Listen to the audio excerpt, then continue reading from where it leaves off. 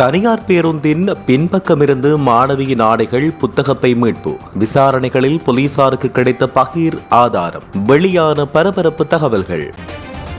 எரிபொருள் விநியோகத்தில் அடுத்த பெரும் திருப்பம். நாளை முதல் வாகன இலக்கத்தகடு அடிப்படையில் விநியோகம். மக்களுக்கு அவசர செய்தி. கொழும்பிலிருந்து கதிர்காமம் நோக்கி சென்ற பேருந்து கோர விபத்து. 4 பலி, 40 பேர் காயம். மத்திய கிழக்கு மோதல்களில் இலங்கை எந்த பக்கமும் சாராது. ஜனாதிபதி அனுரகுமார நேற்று அடித்து கூறிய விடயம். அமெரிக்காவில் இருந்து இலங்கைக்கு வரும் 10 ஹெலிகாப்டர்கள். அமெரிக்காவின் திடீர் நன்கொடை. வெளியானது காரணம். கடற்தொழிலாளர்களுக்கு நற்செய்தி. தடையின்றி எரிபொருள் கிடைக்க புதிய நடைமுறை. பொருட்களின் விலைகளில் ஏற்பட்டுள்ள திடீர் அதிகரிப்பு. விடுக்கப்பட்டுள்ள அவசர எச்சரிக்கை. நாட்டுக்குள் தங்கியிருந்து வெளிநாட்டவர்கள் செய்த கேவல செயல். 134 வெளிநாட்டவர்கள் அதிரடியாக கைது. பிரியங்காவிடமிருந்து மீட்கப்பட்ட கொக்கைன். வெளியான முழு விபரம். தென்னிலங்கையை ஆட்டம் காண வைத்த சம்பவம். 1200 கோடி ரூபாய் போதைப்பொருள். தாயும் மகனும் வலையில். பாலத்துக்கு அருகில் கண்டுபிடிக்கப்பட்ட ஆணின் சடலம். கொலையா முதலை தாக்குதலா என்ற கோணத்தில் விசாரணைகள் ஆரம்பம். நாட்டுக்குள் குழப்பத்தை ஏற்படுத்தக்கூடிய நபர்கள். ரகசிய தகவலை அடுத்து அதிரடி காட்டும் போலீசார். கொல்லப்பட்டாரா ஈரானிய பயங்கரவாத ஆட்சியின் நடைமுறை தலைவரான அலி லாரிஜானி. மத்திய கிழக்கு போர்களில் திடீர் பதற்றம். பண்டாரவளை பகுதியில் நேற்று காலை மாணவர்களை ஏற்றிக்கொண்ட தனியார் பேருந்தில் முகம் சுளிக்க வைத்த சம்பவம் ஒன்று பதிவாகியுள்ளது. 17 வயது இளைஞர் மற்றும் 14 வயது பாடசாலை மாணவி பேருந்தில் இருந்து இறங்கும் இடத்தில் சென்று பின்புறத்தில் இருந்து தகாத சேட்டைகளில் ஈடுபட்டதாக தகவல்கள் தெரிவிக்கின்றன. பின்னர் அவர்கள் உடை மாற்றிக் கொண்டிருந்த போது கிடைத்த தகவலின் அடிப்படையில் பண்டாரவளை போலீசார் மாணவி மற்றும் காதலன், பஸ் டிரைவர் மற்றும் நடத்துனர் ஆகியோரையும் கைது செய்தனர். இந்நிலையில் பெற்றோர்கள் தங்கள் பாடசாலை செல்கின்ற பெண் குழந்தைகளை அதிக கவனத்துடன் பார்த்துக் கொள்ள வேண்டும் என்றும் குழந்தைகளை ஏமாற்றத்திலிருந்து பாதுகாப்பது அவசியம் என்றும் போலீசார் எச்சரிக்கை விடுத்துள்ளனர். மேலும் சம்பவத்தில் ஈடுபட்ட சாரதி மற்றும் நடத்துனருக்கு எதிராக சட்ட நடவடிக்கை எடுக்கப்படும் என்று பண்டாரவளை போலீசார் தெரிவித்துள்ளனர்.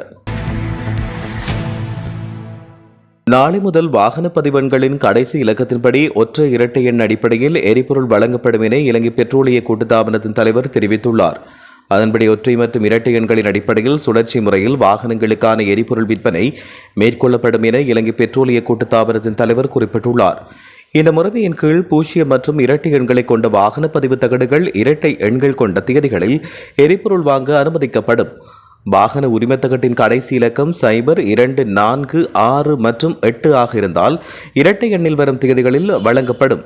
அதே சமயம் வாகன உரிமத்தகட்டின் கடைசி இலக்கம் ஒற்றை எண் கொண்ட வாகனங்கள் ஒற்றை எண்கள் கொண்ட தேதிகளில் எரிபொருள் வாங்க அனுமதிக்கப்படும் என்று அறிவிக்கப்பட்டுள்ளது. அதாவது 1, 3, 5, 7 மற்றும் 9 ஆக இருந்தால் ஒற்றை எண்ணில் வரும் தேதிகளில் எரிபொருள் வழங்கப்படும் என்று அறிவிக்கப்பட்டுள்ளது. இதனிடையே எரிபொருள் நிலைய உரிமையாளர்கள் சங்கம் இன்று முதல் QR குறியீட்டை காண்பித்தால் மட்டுமே எரிபொருள் வழங்கப்படும் என்றும் அறிவித்துள்ளது. QR குறியீடு இல்லாமல் எரிபொருள் வழங்க முன்னர் வழங்கப்பட்ட சலுகைகள் இனி செல்லாது என தலைவர் குமார் ராஜபக்ஷ கூறியுள்ளார். அவசர காலங்களில் கூட குறியீடு இல்லாமல் எரிபொருள் வழங்கப்படாது என்றும் அவர் குறிப்பிட்டார். QR குறியீட்டில் சிக்கல்கள் இருந்தால் எரிபொருள் நிலையத்துக்கு வருவதற்கு முன்னர் 1919 என்ற எண்ணை அழைத்து அவற்றை சரி செய்து கொள்ளுமாறு தெரிவிக்கப்பட்டுள்ளது.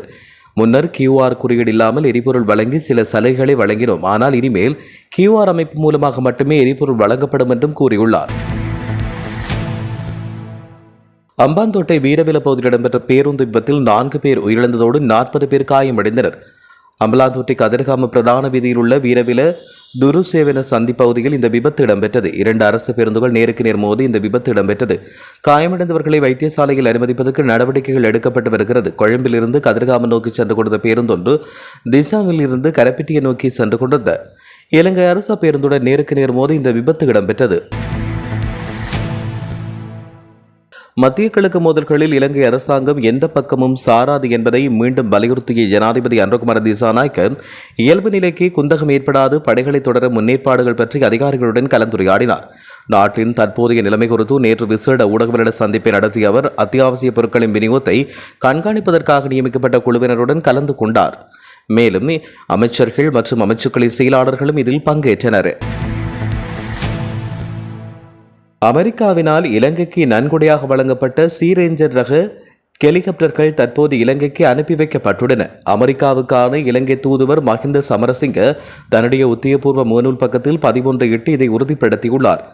அமெரிக்காவால் நன்கொடையாக வழங்கப்பட்ட இந்த 10 ஹெலிகாப்டர்களும் மார்ச் 15ஆம் தேதி அமெரிக்காவின் அலபாமாவில் உள்ள ஃபோர்ட் மொபைலில் இருந்து இலங்கை நோக்கி புறப்பட்டுள்ளன.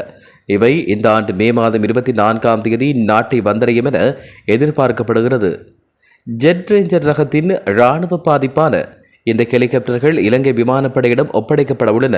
தற்போது பெல் 206 ரக ஹெலிகாப்டர்களையும் இணைப்பதன் மூலம் உயர்தர விமானி பயிற்சி, பேரிடர் கால துரித செயற்பாடுகள் மற்றும் தேடுதல் மற்றும் மீட்பு பணிகள் உள்ளிட்ட முக்கிய பொது பயன்பாட்டு நடவடிக்கைக்கு திறனை அதிகரிக்க முடியும் என எதிர்பார்க்கப்படுகிறது. இந்த ஹெலிகாப்டர்கள் கணிசமான அளவில் நவீனமயப்படுத்தப்பட்டுள்ளதாகவும் இந்த நன்கொடையானது அமெரிக்கா மற்றும் இலங்கைக்கு இடையிலான நீண்டகால பங்காளித்துவத்தையும் பிராந்திய பாதுகாப்பு மற்றும் மனிதாயமான உதவிகளுக்கான அர்ப்பணிப்பையும் பலப்படுத்துவதாக மஹிந்த சமரசிங்க குறிப்பிட்டார். இந்த ஹெலிகாப்டர்களை பார்வையிடுவதற்காக இலங்கை விமானப்படையின் தூதுக்குழு ஒன்று கடந்த ஜனவரி மாதம் அமெரிக்காவுக்கு விஜயம் செய்தது. இந்த பெருமதியான நன்கொடைக்காக இலங்கையினுடைய மனமார்ந்த நன்றியை அமெரிக்காவுக்கு தெரிவித்துக் கொள்வதாக மஹிந்த சமரசிங்க தெரிவித்தார். நாட்டின் கடல் தொழிலை எவ்வித தடையுமின்றி முன்னெடுத்து செல்வதற்காக புதிய எரிபொருளை முகாமைத்துவ திட்டம் ஒன்று அரசாங்கம் அறிமுகப்படுத்தியுள்ளது. ஜனாதிபதி தலைமையில் இடம்பெற்ற கலந்துரையாடலில் தீர்மானங்களுக்கு அமைய இந்த நடவடிக்கை எடுக்கப்பட்டதாக கடற்தொழில் அமைச்சின் செயலாளர் கலாநிதி PK காலித கமல் ஜினதாச தெரிவித்தார். சுமார் 30,000 சிறிய படகுகளுக்கு எரிபொருள் திணைக்களத்தில் பதிவு செய்யப்பட்ட சுமார் 100 எரிபொருள் நிலையங்களூடாக எரிபொருள் வழங்கப்படுகிறது. இதற்காக கடற்தொழில் அதிகாரிகளின் பரிந்துரை அவசியமாகும். ஒரு படகுக்கு ஒரு நாளைக்கு 25 லிட்டர் வீதம் 5 நாட்களுக்கு ஒரு முறை எரிபொருள் விநியோகிக்கப்படும். நெடுந்திய மற்றும் பத்தலங்குண்டு போன்ற தொலைதூர பகுதியில் உள்ள கடற்தொழிலாளர்களின் தேவைகளுக்கு விசேட முன்னுரிமை அளிக்கப்படும் என்று அறிவிக்கப்பட்டுள்ளது.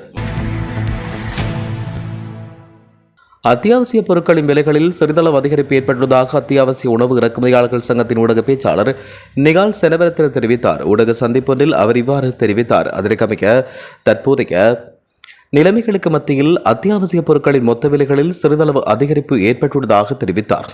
சரக்கு கட்டணங்கள் அதிகரித்தமை காரணமாக அத்தியாவசிய பொருட்களின் மொத்த விலைகள் சிறிதளவு உயர்ந்துள்ளதாக அவர் தெரிவித்தார்.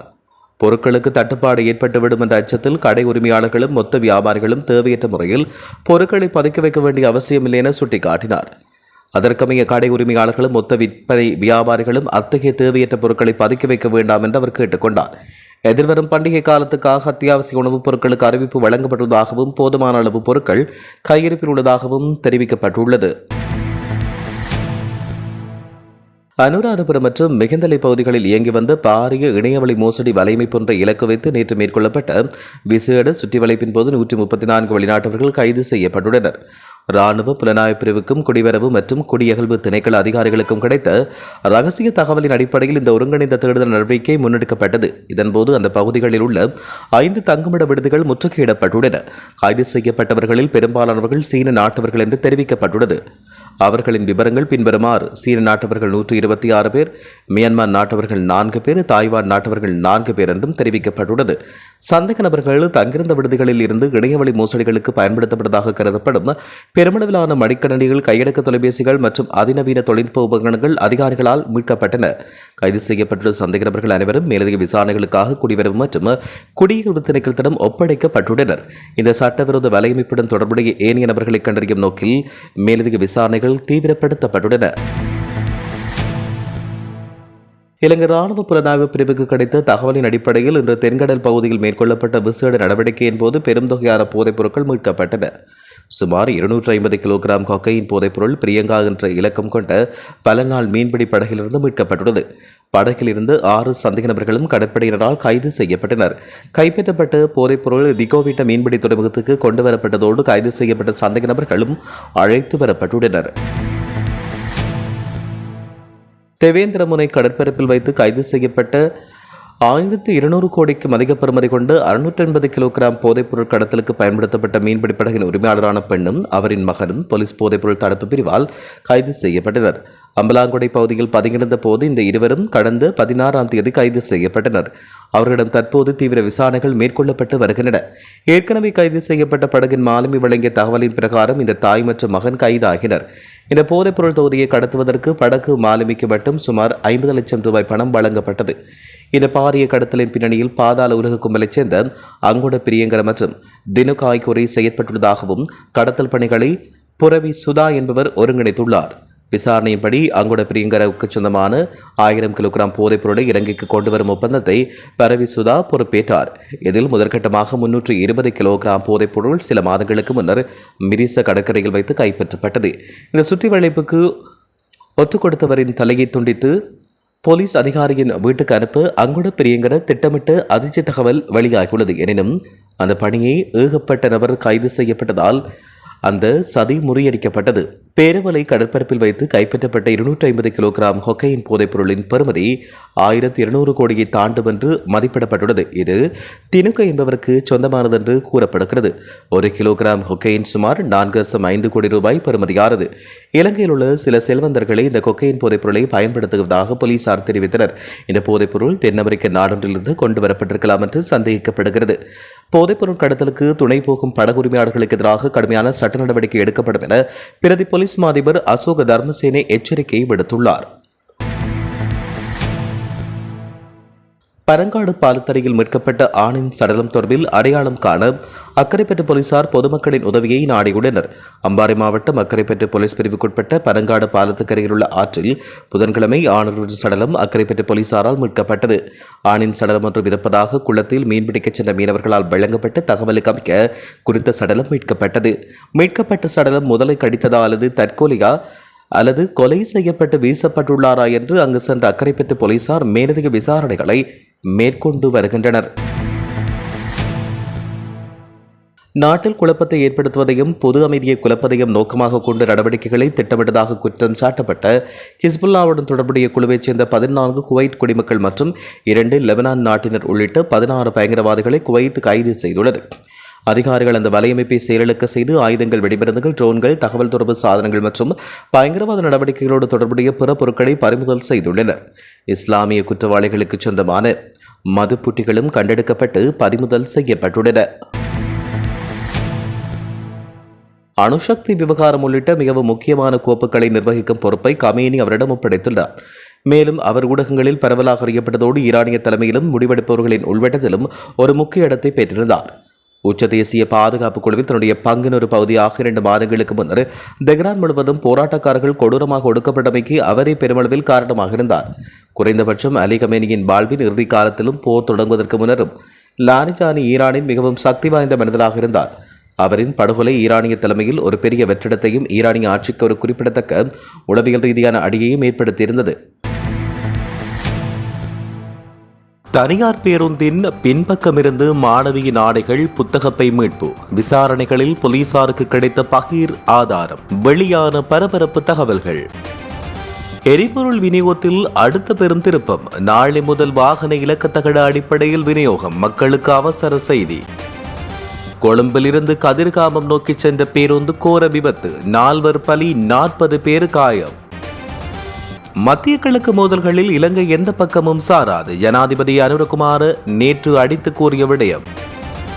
அமெரிக்காவில் இருந்து இலங்கைக்கு வரும் 10 ஹெலிகாப்டர்கள். அமெரிக்காவின் திடீர் நன்கொடை. வெளியானது காரணம்.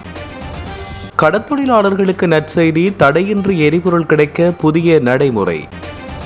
பொருட்களின் விலைகளில் ஏற்பட்டுள்ள திடீர் அதிகரிப்பு. விடுக்கப்பட்டுள்ள அவசர எச்சரிக்கை. நாட்டுக்குள் தங்கியிருந்து வெளிநாட்டவர்கள் செய்த கேவல செயல். 134 வெளிநாட்டவர்கள் அதிரடியாக கைது. பிரியங்காவிடமிருந்து மீட்கப்பட்ட கொக்கைன். வெளியான முழு விபரம். தென்னிலங்கையை ஆட்டம் காண வைத்த சம்பவம். 1200 கோடி ரூபாய் போதைப்பொருள். தாயும் மகனும் வலையில். பாலத்துக்கு அருகில் கண்டுபிடிக்கப்பட்ட ஆணின் சடலம். கொலையா, முதலை தாக்குதலா என்ற கோணத்தில் விசாரணைகள் ஆரம்பம். நாட்டுக்குள் குழப்பத்தை ஏற்படுத்தக்கூடிய நபர்கள். ரகசிய தகவலை அடுத்து அதிரடி காட்டும் போலீசார். கொல்லப்பட்டாரா ஈரானிய பயங்கரவாத ஆட்சியின் நடைமுறை தலைவரான அலி லாரிஜானி. மத்திய கிழக்கு போர்களில் திடீர் பதற்றம்.